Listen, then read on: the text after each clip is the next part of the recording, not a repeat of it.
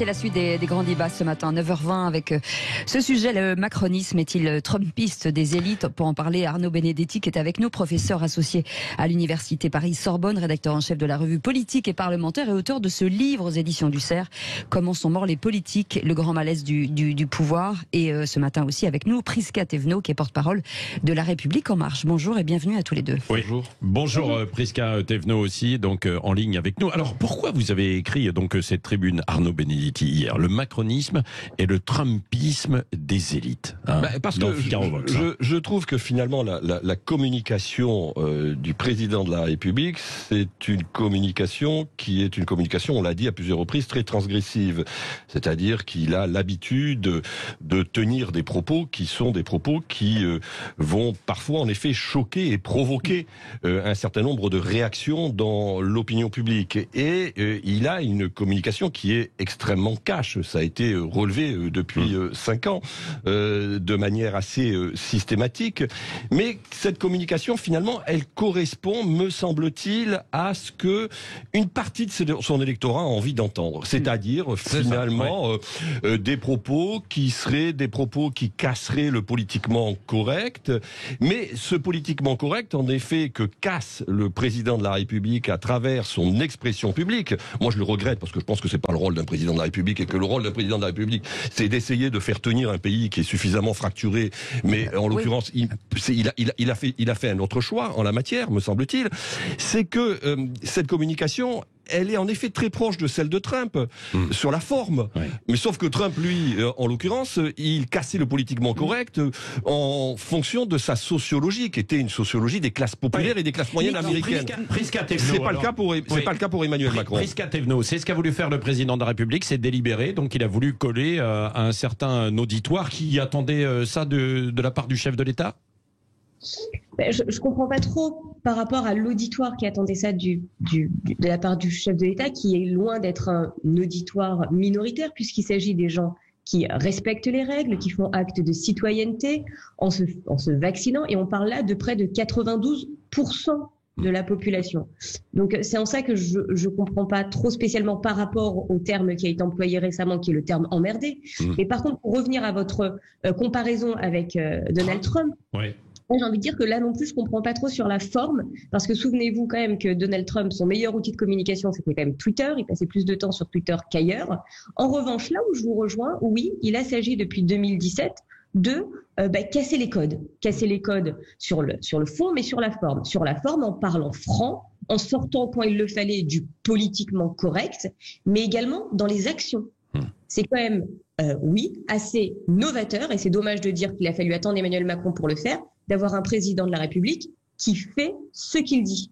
Et vous pouvez hocher la tête pour dire non, mais malheureusement, les faits parlent d'eux-mêmes. Sur la sécurité, sur la santé, sur l'éducation, mais également sur tout ce qui est pouvoir d'achat et environnement. Donc, quelque part, est-ce qu'il faut retenir le fait qu'on ait voulu casser les codes pour casser les codes? Non, mais casser les codes pour pouvoir enfin être libre d'agir comme l'entendent les Français, ça oui, effectivement. Voilà, vous avez la réponse, Arnaud. D'ailleurs, plusieurs éléments quand même, je voudrais répondre. C'est que les Français qui ne se vaccinent pas ne sont pas dans l'illégalité. Il faut le rappeler. Parce que si vous voulez qu'ils soient dans l'illégalité, vous rendez la vaccination obligatoire. Ce que vous n'avez pas fait. Donc le problème, en effet, des propos d'Emmanuel Macron, c'est que d'une certaine manière, il veut cornériser 10%, je crois, de la population qui n'est pas vaccinée. Mais la logique serait, si l'on suit son raisonnement, d'aller jusqu'au bout, justement, de ce qu'il veut faire, c'est-à-dire, en d'autres termes, de rendre la vaccination obligatoire. On ne le fait pas. Donc, il n'y a aucune raison, à partir du moment où on ne prend pas les mesures législatives qui permettraient cette obligation vaccinale, que l'on stigmatise ces Français plus que d'autres. Alors ensuite, il y a un autre propos qui est, à mon avis, beaucoup plus choquant que celui qui consiste à dire qu'il emmerde les Français, même si, à mon avis, ce n'est pas un vocabulaire qui doit être tenu par un président de la République et par un chef de l'État. C'est que dans sa déclaration, dans son interview aux Parisiens, il dit finalement, ces gens-là sont irresponsables. Il a le droit de le penser, il a le droit de le dire. Personne ne peut le contester en la matière. Mais par contre, là où il va beaucoup plus loin, c'est qu'il dit ces gens-là, finalement, du fait de leur irresponsabilité, responsabilité, ne sont plus des citoyens. Mais le président de la République n'a pas à nous dire qui est citoyen ou qui ne l'est pas dans ce pays. On est là dans une dérive qui, me semble-t-il, est extrêmement dommageable et qui rompt d'une certaine manière le contrat social, qui est le contrat social qui permet finalement aux Françaises et aux Français de vivre ensemble. Oui, alors Prisca Thévenot, est-ce que là le président de la République a franchi une ligne rouge, quoi, en qualifiant ces gens irresponsables de ne plus être des citoyens? Là, c'est une déchéance de la nationalité à travers non. Ah bah, la langue française est belle et riche.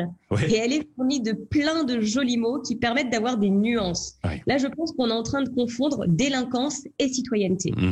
Il n'a jamais dit que les Français qui refusaient de se faire vacciner, et plutôt il a parlé des anti-vax, attention, il y a une différence, étaient des délinquants. En revanche, il a effectivement dit, et je l'assume aussi pleinement, qu'il ne rentrait pas dans le contrat social dans lequel nous sommes aujourd'hui inscrits. N'oublions pas, et j'aimerais bien qu'on remette le contexte, on a beaucoup parlé de la phrase du président de la République, très bien, mais je pense qu'il faut aussi voir la question qui lui était posée et par qui elle était posée. Elle était posée par une infirmière qui était au bord des larmes parce qu'elle se voyait refuser les personnes qui avaient besoin de soins par rapport à des personnes qu'elle devait aussi accepter, et c'est tout à fait normal, nous sommes en France, mais qui avaient refusé de se faire vacciner, ce qui prenait des lits en réanimation. Voilà le contexte dans lequel c'était. Et oui, quand on est citoyen, toutes les mesures qui sont à notre portée pour empêcher de nuire aux autres, on doit les mettre en place. Moi, je suis désolée. J'ai été fumeuse, je ne vais pas fumer dans un bus parce que oui, ça m'aurait fait plaisir de me balader dans le bus et de fumer ma cigarette. C'est interdit dans un bus de fumer. Oui, mais même avant même. Écoutez, moi je vais vous dire, voilà peut-être la différence entre vous et moi, monsieur. C'est parce que même avant que ce soit interdit, je n'aurais pas conçu de le faire. Pourquoi ? Parce que on sait très bien, c'est extrêmement gênant. C'est extrêmement embêtant et qu'il y a des enfants autour de nous. Donc, vous voyez, la différence est peut-être là. C'est de dire, on n'a pas besoin en permanence, tout au long de cette crise, on a parlé de beaucoup de quoi. On a parlé bien évidemment de sanitaire, mais aussi on a parlé de ne pas infantiliser les Français, de ne pas les prendre pour des enfants. Donc ça veut dire qu'à chaque fois qu'on doit pouvoir dire aux Français, il faut faire acte de citoyenneté, il faut leur mettre derrière une loi, une obligation, une punition. Je pense qu'on peut tous se dire que oui, nous devons être des citoyens, surtout dans une crise sanitaire comme celle que nous vivons en ce moment. Donc il est tout à fait normal de dire, eh bien oui, nous devons inciter tout ce qu'on pourra faire à la vaccination. Distinction des mots, c'est ce que vous dites, Prisca Thévenot, entre citoyens, délinquants, ce n'est pas la même chose. Donc Arnaud Benedetti. Non, mais enfin, attendez, il a clairement dit que pour lui, les gens qui de fait ne se faisaient pas vacciner n'étaient pas, à ses yeux, des citoyens. Donc, il considère que finalement, l'accès à la vaccination, l'acceptation de la vaccination serait, ce qui me paraît totalement ahurissant, le facteur de discrimination qui dirait qui est citoyen, qui ne l'est pas. Mais ce n'est pas du tout comme ça que ça fonctionne dans une démocratie et en fortiori dans une démocratie libérale. La citoyenneté, l'accès à la citoyenneté, c'est un certain nombre de droits civiques et citoyens qui sont accordés en fonction d'un certain nombre de prérequis à des individus. Donc la question vaccinale n'a strictement rien à voir dans l'accès à la citoyenneté. Donc c'est pour ça que c'est assez choquant. Moi, ce que je pense, je termine. Je pense fondamentalement que aujourd'hui, Emmanuel Macron, qui se veut le défenseur de la démocratie libérale, finalement a une pratique très illibérale aujourd'hui du pouvoir. C'est que, en fin de compte, quand on regarde ce qui est en train de se passer depuis plusieurs mois dans ce pays, moi je suis vacciné, je suis favorable à la vaccination, je préconise en effet la vaccination, mais il n'en demeure pas moins qu'on voit qu'on est en train de prendre un certain nombre de mesures, qui sont des mesures dérogatoires des principes, qui sont des principes qui doivent fonder des régimes libéraux. Et que cela se fait, je veux dire, aujourd'hui, sans que l'on accepte même que l'on puisse se poser la question du bien fondé de ces mesures, en l'occurrence. C'est-à-dire que porter ce débat-là, ce débat qui est essentiel, qui est celui des libertés publiques, sur la place publique, vous fait tout de suite suspecter d'être finalement complotiste, populiste, voire même illibéral. En l'occurrence, je crois qu'il faut quand même, je veux dire, ne pas jouer avec les principes qui sont ceux de nos régimes. Et le problème, c'est que ce que l'on sait, c'est que toutes les mesures d'exception qui sont prises, en règle générale, sont des mesures qui perdurent ensuite dans le droit commun. Et ça, c'est un vrai sujet. Vous allez répondre juste après Prisca Thévenot, donc porte-parole de La République En Marche, à ce que vient de dire donc Arnaud Benedetti. Et puis, il y a la question derrière, c'est le titre de Libération ce matin qui a dit « Populiste ». à tout vax. Hein. Jeu de mots autour, évidemment, de cette déclaration d'Emmanuel Macron, où on l'accuse pour certains de populisme. Vous pouvez appeler d'ailleurs aussi 0826 300 300. Arnaud Benedetti, donc avec nous, auteur de cette tribune, le macronisme et le trumpiste des élites, paru hier dans le Figaro Vox, et Prisca Thévenot, porte-parole de La République En Marche.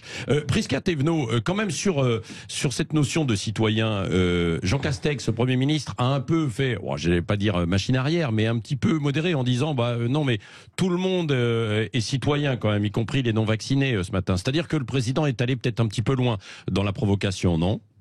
Non, je pense qu'il a. Alors, j'ai très bien entendu son interview ce matin parce que je l'ai regardé avant de venir vous rejoindre et il n'a pas fait mâcher en arrière. Il a juste expliqué les propos du président de la République sous un angle qui se semble être le plus logique et n'a pas surinterprété ce qui n'était pas à surinterpréter. Le président de la République n'a jamais dit que la citoyenneté serait enlevée ou conditionnée à. Il a simplement dit que le comportement était effectivement non citoyen pour des gens qui refusaient volontairement de se faire vacciner. Et il a vraiment pointé du doigt, et vraiment c'était le sujet, c'était les anti-vax. Et moi, j'aimerais juste que, si vous voulez, qu'on peut en parler des anti-vax. Est-ce qu'on peut parler de ce qui s'est passé en Guadeloupe cette semaine ? Est-ce que ça, c'est une attitude citoyenne ? D'aller agresser physiquement 2 responsables médicaux, dont le directeur du CHU de Guadeloupe. Qui a dû être exfiltré, en fait, hier. Oui, voilà, c'est ça. Oui, voilà, mais je sais pas, on peut se poser aussi la question. Donc oui, nous assumons aujourd'hui parfaitement de faire peser les contraintes sur les non-vaccinés. Arnaud Benedetti, c'est vrai qu'il y en a qui vont aussi dans la provocation en fait de l'autre côté jusqu'à des actes qui peuvent être violents. Qu'il y ait une hystérisation aujourd'hui du débat public, c'est une réalité à laquelle je souscris pleinement et je ne justifie pas bien évidemment les agressions qu'un certain nombre d'antivax peuvent faire peser sur des responsables sanitaires. Que les choses soient très claires. Moi, ce que je dis, c'est que justement le débat aujourd'hui public est suffisamment, j'allais dire, nerveux et suffisamment violent pour que le chef de l'État, en l'occurrence, ne rajoute pas des braises dans le foyer. Et en l'occurrence, il ne peut pas, quand il sait très bien qu'il fait une interview de ce type, qu'il a relu les propos qui étaient les siens, les propos qu'il a tenus devant vos confrères du Parisien, il ne peut pas ignorer qu'inévitablement, ces propos vont faire réagir. Encore une fois, un président de la République, un chef de l'État, dans la situation que nous traversons, sa mission et sa mission principale, c'est de s'assurer de l'unité de la nation. Et quand il tient de propos de ce type, malgré tout, il désigne à la vindicte une partie de nos compatriotes qui, encore une fois, ne sont pas dans l'illégalité. Parce que vous avez fait le choix de ne pas les mettre dans l'illégalité. Il les désigne à la vindicte comme étant les responsables de l'épidémie. Ils ne sont pas les responsables de l'épidémie. L'épidémie, elle a des causes multiples et variées. Ils ne sont pas responsables du fait qu'aujourd'hui, le système hospitalier est en difficulté. Je rappelle quand même qu'on a supprimé encore 5000 lits, alors pas des lits en réanimation, mais 5000 lits ces 18 derniers mois. Donc, cessons de faire peser sur une partie de la population des responsabilités qui ne sont pas exclusivement les siennes. Voilà. Non, mais je suis désolée. Il y a des raccourcis qui m'étonnent dans la lecture d'une simple phrase. Où a-t-on dit que les non-vaccinés étaient responsables de l'épidémie? Attendez, c'est une épidémie mondiale. Je veux dire, c'est pas du tout l'objet. L'objet est de dire qu'aujourd'hui, il y a trop de lits en réanimation occupés par des gens qui pourraient éviter d'y être. Donc c'est aussi un sujet pour eux à titre personnel. Donc si oui, il faut avoir du franc-parler, oui, s'il faut sortir du politiquement correct pour protéger les Français, mais également protéger ceux qui se refusent de se faire protéger, eh bien, très bien, mais c'est aussi l'objet, c'est la mission du président de la République. J'espère qu'on s'en souvient quand même. L'objet du président de la République est d'agir pour ses citoyens et de les protéger. Oui, prenons un tout petit peu de hauteur et sortons juste peut-être de ce cadre. En tout cas, ça montre avec la campagne électorale qui va démarrer que il va y avoir quand même des clivages assez durs, assez violents, quoi. Et puis les paroles ne sont plus forcément dans des espaces feutrés, si je puis dire. Oui, mais alors si vous voulez, je ne suis pas sûr là, en l'occurrence, que sur la question sanitaire, ces clivages apparaissent véritablement. Ils existent. Mais là où, en effet, finalement, où le président de la République joue sur du velours, il faut le constater, c'est que jusqu'à présent, il y a une partie de l'opinion publique qui lui donne quitus dans la gestion de sa crise sanitaire, même s'il y aurait beaucoup de choses à dire, en l'occurrence. Mais bon, clairement, il faut être là-dessus, il faut être objectif. Aujourd'hui, quand on regarde les études d'opinion, on peut constater que de larges segments de l'opinion publique considèrent que finalement, la façon dont le pouvoir a géré cette situation sanitaire, c'est plutôt déroulé de manière assez positive. Enfin, c'est en tout cas le sentiment qui ressort. Moi, je suis beaucoup plus réservé en l'occurrence, considérant que finalement la situation de la France n'est pas pire que celle d'un certain nombre de pays étrangers. Mais moi, je voudrais revenir quand même sur un point.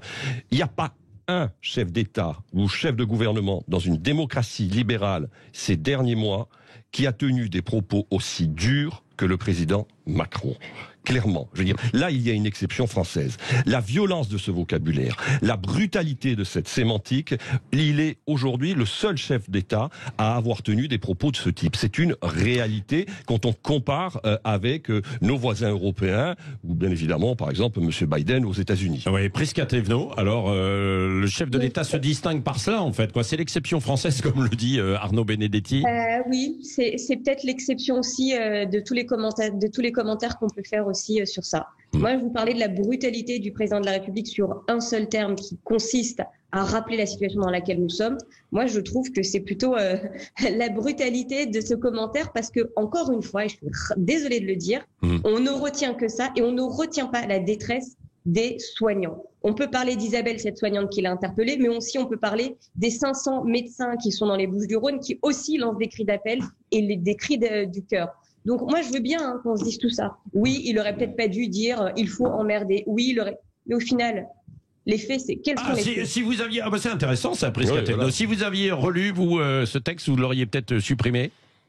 Non, parce que alors pourquoi je l'aurais pas supprimé? Pour la simple et bonne raison que si c'est le terme que le président de la République a employé en s'adressant à ses personnels de. Ça peut échapper parfois. Il faut, oui, mais je pense qu'il faut assumer ce qu'on dit. Ouais. Et s'il y a besoin de s'en expliquer, on s'en explique, mais je pense qu'il faut assumer ce qu'on dit. Les Français ont besoin de clarté, de transparence et d'authenticité. Ouais. Donc si maintenant on commence à édulcorer tous les propos qui sont dits, bien ça n'a plus de sens. Et en plus, moi ce que j'ai beaucoup écouté, c'est les journalistes qui ont interviewé et qui ont participé à cette séance d'entretien. Et en fait, ils ont très bien dit que eux, en tant que journalistes, quand ils ont entendu ce terme, ils se sont regardés en se disant il y a peut-être quelque chose. Mais les gens qui étaient dans la salle, qui sont des Français, des citoyens comme vous et moi, comme tout à chacun, eux n'ont absolument pas sourcillé. Ça ne les a pas choqués. Attention, c'est pas une insulte. C'est effectivement parler franc. C'est effectivement c'est pas politiquement correct. Mais c'est ce que pensent beaucoup de gens aussi, et c'est d'ailleurs ce qu'on voit dans les enquêtes d'opinion qui sont passées. Sur le fond, les Français lui donnent raison. Non, c'est faux. Le sondage, il y a un seul sondage. Je ne peux pas vous laisser dire ça. Il y a un seul sondage qui a été publié. Le sondage est là. En tout cas, moi j'ai eu connaissance du sondage est là. Et là, 53% des Français aujourd'hui désapprouvent les propos du président de la République. Oui, 53%. 60% sont d'accord avec lui sur le fond. Très bien. On ne vous mettra pas d'accord. Donc on va arrêter là. Merci Prisca Thévenot, porte-parole de la République En Marche, et Arnaud Benedetti. Je vous invite à lire cette tribune. Le macronisme et le trumpisme des élites, paru hier dans le Figaro Vox. Merci d'avoir été avec nous ce matin sur Sud Radio.